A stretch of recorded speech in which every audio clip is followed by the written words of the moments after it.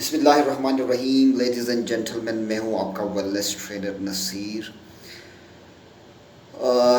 आज का जो हमारा टॉपिक है वो एक्चुअली है हमारी जो कल्ब है या दिल जिसको कहते हैं, दिल की तंदुरुस्ती। और फिर इसमें जो गुड फैट्स हैं, अच्छे जो फैट्स है वो उसकी हमारे दिल की तंदुरुस्ती में उसकी क्या फंक्शन है या ज़रूरत है। और बैड फैट्स यानी एलडीएल और एचडीएल भी इसको कहते हैं, जो टेक्निकल लैंग्वेज है, या कोलेस्ट्रॉल लेवल जो है ना, गुड कोलेस्ट्रॉल और बैड कोलेस्ट्रॉल।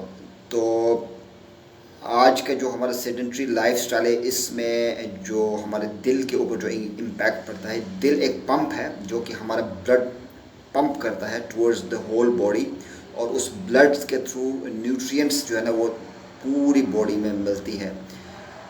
चूँकि हम जो खाना खाते हैं वो डाइजेस्ट होने के बाद केमिकल प्रोसेस के बाद ये डिफरेंट एंजाइम्स बनती है, और उसके बाद उनको डिफरेंट बॉडी टिश्यूज़ में, बॉडी ऑर्गन्स में जो पहुंचाने का काम है, वो जो कम्युनिकेट करती है, जो ट्रांसपोर्टेशन का काम है वो ब्लड करती है। और जो ब्लड पंप होती है वो दिल के ज़रिए से होती है, दिल के शरियानों से वो ब्लड पंप होता रहता है। अच्छा, सबसे पहले तो ये कि आप पूरी बॉडी में हर बॉडी सेल मरती है और बनती है, ठीक है, डेड हो जाती है और रिक्रिएट हो जाती है। यानी इवन कि हमारी जो स्किन है ये पूरे 1 मंथ में रिप्लेस हो जाती है, हमारी पूरी स्किन।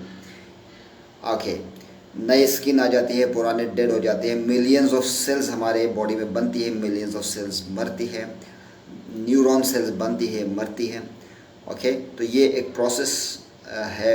और लेकिन जो दिल वाहिद वो ऑर्गन है बॉडी में जो कि इसकी कोई रिप्लेसमेंट नहीं होती है, ये उसी सेल्स के साथ एक्टिव रहती है थ्रू द लाइफ टाइम।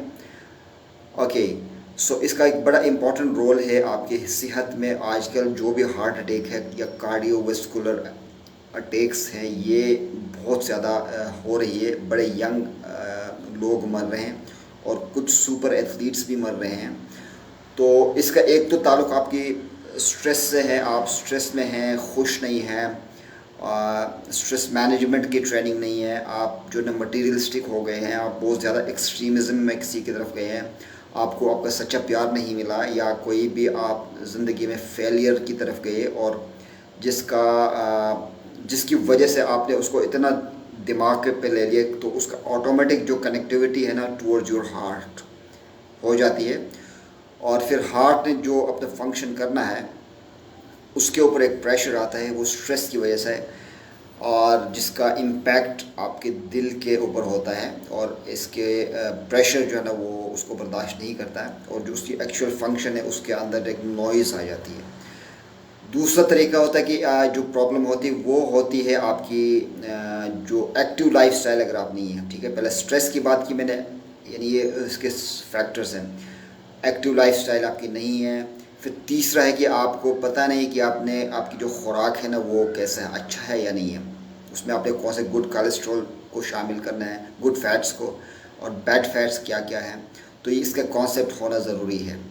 तो उसके अंदर चंद चीज़ें, जैसे नाशपाती है ना, ये आपको एक गुड सोर्स ऑफ फैट्स है, जिसको अगर आप यूज़ करेंगे तो इसका जो आउटपुट है ना वो अच्छा रहेगा आपके दिल के लिए, इसकी कोलेस्ट्रॉल लेवल को, अच्छी कोलेस्ट्रॉल को मेंटेन करने के लिए। ऑलिव ऑयल है, जितने भी आपके नट्स है, जितने भी वेजिटेबल सोर्सेज से जितने भी आपके फैट्स हैं वो ऑलिव ऑयल है। होल एग जो है ना, ये अगर वो देसी अंडा है तो वो ज़बरदस्त है। ये कुछ क्विक टिप्स है, और डेप्थ में आप ख़ुद भी जब जाएंगे तो आपको चीज़ों का अंदाज़ा हो जाएगा, अदराक हो जाएगा कि क्या करना है क्या नहीं करना है। अब अगर हम बैड फैट्स की बात करते हैं, वो तो आपके सामने है। जितने भी प्रोसेस्ड चीज़ें बनती है फैक्ट्री से, वो जितने टाइप की जो डालडा क्यों ही ना हो, जिसके ऊपर आपको लिखा होता है इसके अंदर विटामिन ए है, विटामिन ई है, विटामिन डी है, यानी ये वो तमाम चीज़ें होती है, वो विटामिन्स जो आपको हेल्प करती है, आपकी न्यूट्रिएंट्स है, बॉडी के रिक्वायरमेंट्स है, वो फैक्ट्री के लोग इसको वैसे भी लिख लेते हैं। तो इसके अंदर जितने भी डालडा है, ये सब के अंदर बैड कोलेस्ट्रॉल है, बैड फैट्स है, जिसका इम्पैक्ट क्योंकि आप जब ये खाते रहते हैं तो ये फैट्स जाके आपके दिल के वॉल्व के अंदर जब ये डिपॉजिट हो जाती है तो फिर वो जो ब्लड प्रेशर, उसके बाद ब्लड प्रेशर के बाद फिर कार्डियक अरेस्ट के बाद फिर आगे आपको ख़ुद पता है कि द सिचुएशन गोज़, फिर कई लोगों को जो है ना स्टेंट्स लगाने पड़ते हैं, ऑपरेट करने पड़ते हैं। तो उन चीज़ों से बचने के लिए आपने एक तो स्ट्रेस की तरफ नहीं जानी है, नंबर 1 एक्टिव लाइफस्टाइल के अंदर रहना है। 3 दिन अगर आप कार्डियोवास्कुलर एक्सरसाइज 30 मिनट्स परफॉर्म कर सकते हैं, दैट्स मोर देन गुड। और फिर उसके बाद जो है ना आपका जो फूड का जो है ना ये इस्तेमाल, खाने के जो के अंदर जो फैट्स की समझ कि कौन सी चीज़ खानी है नहीं खानी है। आप ज़्यादा चीज़ों को ऑयल बेस्ड बना के जब खाएंगे तो उसका इम्पैक्ट ठीक नहीं रहेगा। तो ये आपने इसकी परसेंटेज अपने हिसाब से करनी है। और जो आपकी मैक्सिमम हार्ट रेट है, मिनिमम हार्ट रेट है, ये रेस्टिंग हार्ट रेट है, ये इसकी आप कैलकुलेशन निकाल सकते हैं। आजकल हर चीज़ आपकी मोबाइल के ऊपर मौजूद हैं, तो यू कैन गो अहेड। यानी एक बेबी अगर बॉर्न करता है तो उसकी जो दिल की रफ्तार है वो जो कैलकुलेट किया गया है कि वो 20 बीट्स पर मिनट है। फिर हर साल उसमें से एक बीट जो ना इंसान की गिरती रहती है। तो इसी तरह वो फिर हम जब किसी का जो मैक्सिमम हार्ट रेट निकालते हैं तो वो 220 से सब्सट्रैक्ट करते हैं या माइनस करते हैं उसका एज, तो उसका मैक्सिमम हार्ट रेट आता है।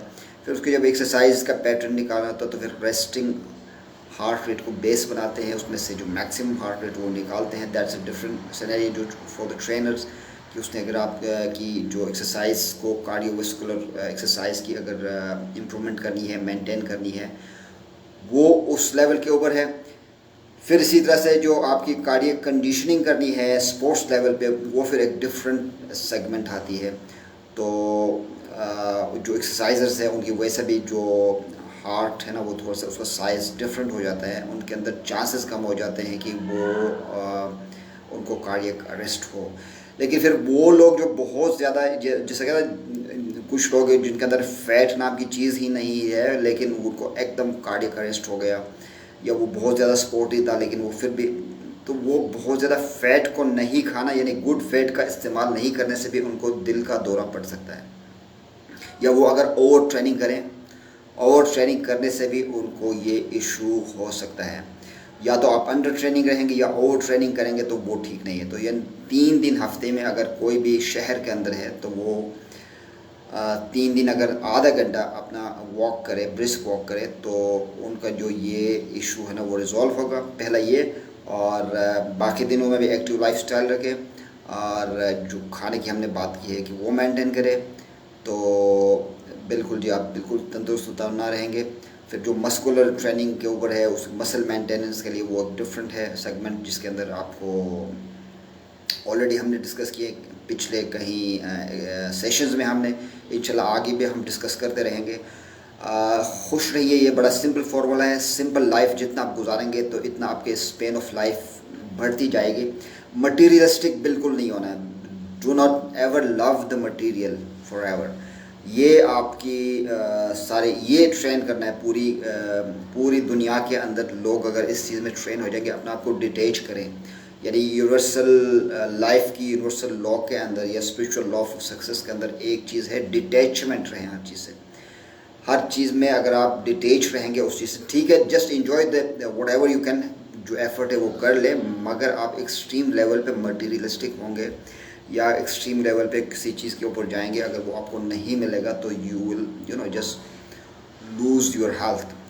और फिर ये जब आपकी हेल्थ एक दफ़ा लूज़ हो तो then everything is gone.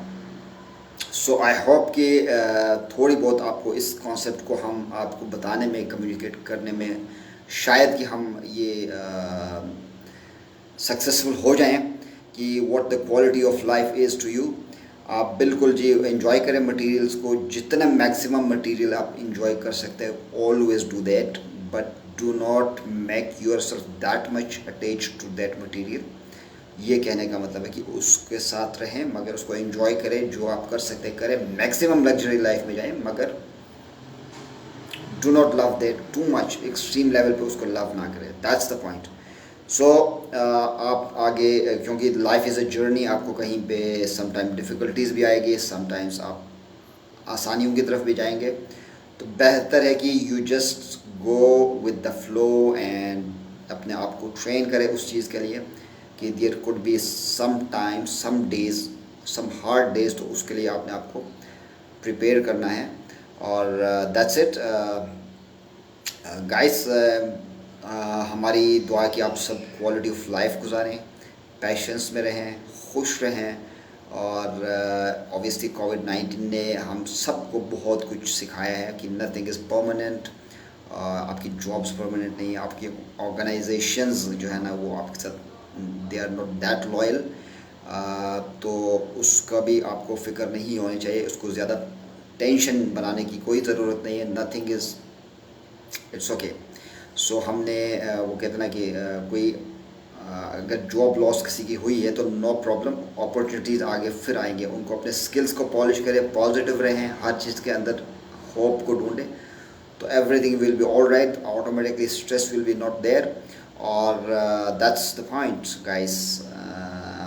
Thank you very much and अल्लाह हाफिज़। और साथ में एक चीज़ भूल जाता हूँ, मैं यूट्यूब पे भी अपलोड करता हूँ और उसके ऊपर भी मेरे बहुत सारी चीज़ें हैं। कुछ आपको अच्छी लगेंगी, कुछ नहीं लगेंगे, मगर जो अच्छी लगे उसके अंदर just go ahead for that. Thank you very much and अल्लाह हाफिज़। अस्सलाम वालेकुम।